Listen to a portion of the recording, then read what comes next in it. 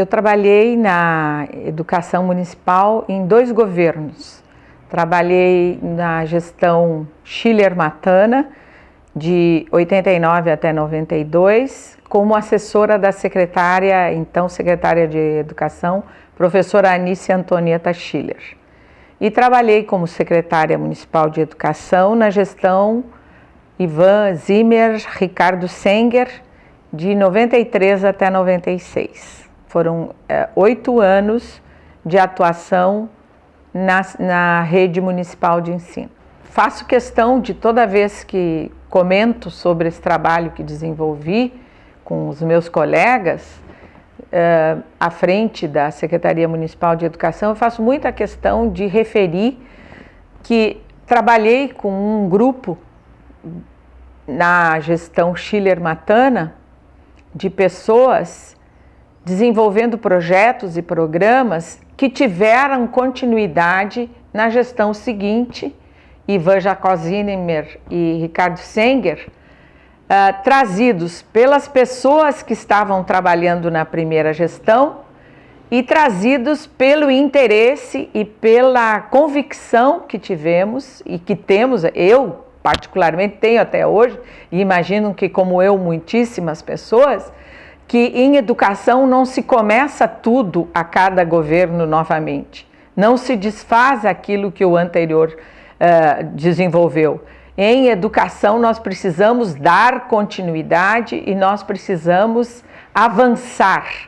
E eu tive essa oportunidade ímpar de, em 2 administrações, com um grupo de pessoas que também estiveram comigo nas 2, dar continuidade e avançar significativamente. Eu tenho isso como uma das razões principais para todo o trabalho que nós desenvolvemos e toda a boa impressão que me parece, a todo momento, pelo que eu ouço das pessoas, teve o trabalho que desenvolvemos na administração segunda, né, no caso. Aquilo que começamos na primeira, demos continuidade. E é importante que se frise, foram 2 administrações levadas por prefeitos de diferentes partidos. Os desafios e as dificuldades para trabalhar na área de educação, eu não percebo hoje muito diferentes daqueles de então, né? Precisamos desenvolver educação para todos os brasileiros, e no caso específico, para todas as crianças de Montenegro, né? De modo a dar-lhes condições para se desenvolverem pessoas que o mundo precisa. Para que isso aconteça, é necessário recurso, em grande número, muitos recursos, é preciso muita capacitação, é preciso muito empenho e muito esforço. Essas coisas continuam sendo difíceis hoje e desafios hoje. Naquele momento tinha determinado caráter, hoje tem outros aspectos que são diferentes e mais intensamente trabalhados, mas o desafio continua, eu acredito, e continuará ainda por muitos anos no Brasil, apesar de que tenhamos tido ao longo desse tempo, né, eu dizia para a repórter, eu trabalhei na educação durante 50 anos. Então, a evolução é imensa, é enorme, mas falta muitíssimo ainda para que tudo seja feito como é preciso. Eu gostaria de citar aqueles que especificamente a gente desenvolveu no período de 93 a 96, foram muitas as atividades, os programas e as ações que desenvolvemos. Quando fui desafiada agora pela repórter para lembrar aquilo que fizemos há 20 anos atrás, me ocorre referir várias coisas, uma delas, a implantação do programa de informática nas escolas municipais, que teve início na gestão Matana. Foi a gestão, no período em que o Dr. Matana foi o prefeito de Montenegro, e por inspiração e estímulo dele, que se começou a fazer esse trabalho. Começamos na administração do Dr. Matana e demos continuidade e solidificamos na gestão do prefeito Ivan. Principalmente na gestão do prefeito Ivan, nós constituímos um grupo de professores que se capacitou com os melhores, as melhores cabeças, digamos, na área da informática educativa na época no Rio Grande do Sul, trabalharam na capacitação desse grupo de professores e implantamos laboratórios nas escolas. Esse foi um trabalho muito importante e o município de Montenegro foi pioneiro, um dos pioneiros no Rio Grande do Sul. Eu, na época que estava atuando na secretaria, tinha referência apenas do município de Novo Hamburgo, na época, aqui no Rio Grande do Sul. E nós estávamos também trabalhando isso já naquela época. Isso é um ponto importante na minha avaliação. Na minha avaliação também, para colocar em destaque, tudo o que se fez em relação à preservação da cultura e da memória de Montenegro. O museu, hoje nomeado Museu Nice Antonieta Schiller, né? A Pinacoteca, na época, a Pinacoteca Pública Enio Pinali, hoje tem uma denominação diferente, mas começou naquele período. O Arquivo Histórico e Geográfico, o trabalho da Biblioteca Pública Municipal, que foi intenso, naquele período se fizeram os encontros de bibliotecas públicas do Vale do Rio Caí, todos os anos se fazia rigorosamente um desses encontros, que eram ricos momentos de troca.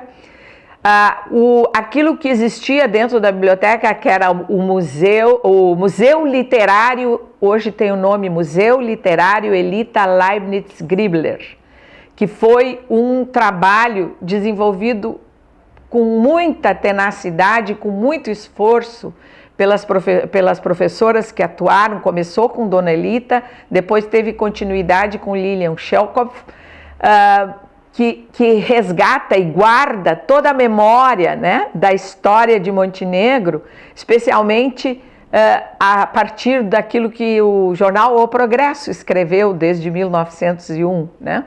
Esse material que precisa ser preservado, foi trabalhado enormemente nesse período. A questão do desenvolvimento do esporte, especialmente o esporte nas escolas, foi muito trabalhado também, teve muito destaque. Eu gostaria de referir a grande conquista, para mim, entendida como uma das maiores conquistas, que foi a primeira eleição de diretores das escolas municipais de Montenegro. Nós conseguimos que fosse aprovada a lei na Câmara Municipal de Montenegro, foi feita a primeira eleição de diretores das escolas municipais de Montenegro, ainda no ano de 96, que foi o ano que nós terminamos a gestão. Essas diretoras assumiram em 1997, na gestão seguinte, né? Assumiram na gestão Madalena, aí tivemos em 1997. Eleitas em 96, assumiram em 97. Essa foi uma das maiores conquistas, eu entendo, da nossa administração, do nosso período. Também a lei de criação dos conselhos escolares, também foi uma conquista dessa época. Uma outra conquista dessa época, que foi também uma lei do ano de 96, que qualificou, passou a remunerar os professores da rede municipal num nível mais alto, aqueles professores que tinham o seu curso superior completo. Então, a valorização da formação do professor realmente se deu nesse período da nossa administração. Uma outra questão que eu realço é a merenda escolar, que teve um grande incremento. Nós trabalhamos na municipalização da merenda escolar, que foi uma lei federal de 1994 e que nós colocamos em prática quando também foi escolhido um Conselho da Alimentação Escolar e passamos a fazer esse trabalho que eu vejo hoje bem desenvolvido, muito bem trabalhado nas escolas. Isso também foi uma conquista importante daquele período. Nós começamos a discussão e fizemos um primeiro movimento em relação a atendimento na rede regular de ensino das crianças com necessidades especiais. Foi a primeira vez que uma criança com síndrome de Down passou a integrar uma classe regular de ensino nesse período. Evidentemente que não sem bastante dificuldade para se concretizar isso, né? Mas foi o início de políticas que hoje estão sendo cada vez mais desenvolvidas e que começam naquele período a acontecer, né? Naquele período que estivemos à testa da secretaria, é preciso que se frise, e eu fiz essa referência numa conversa inicial com a jornalista, não estava ainda aprovada a lei que hoje rege a educação no Brasil. A lei que hoje rege a educação no Brasil, ela foi aprovada no dia 23 de novembro de 1996, no apagar das luzes do nosso período à testa da secretaria.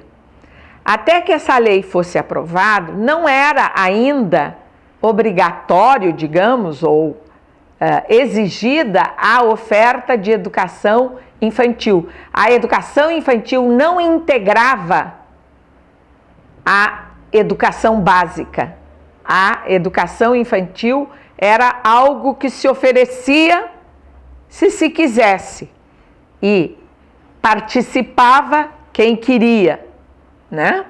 Havia as creches que eram creches mais de atenção social, digamos, né? Para crianças que precisavam de uma atenção específica.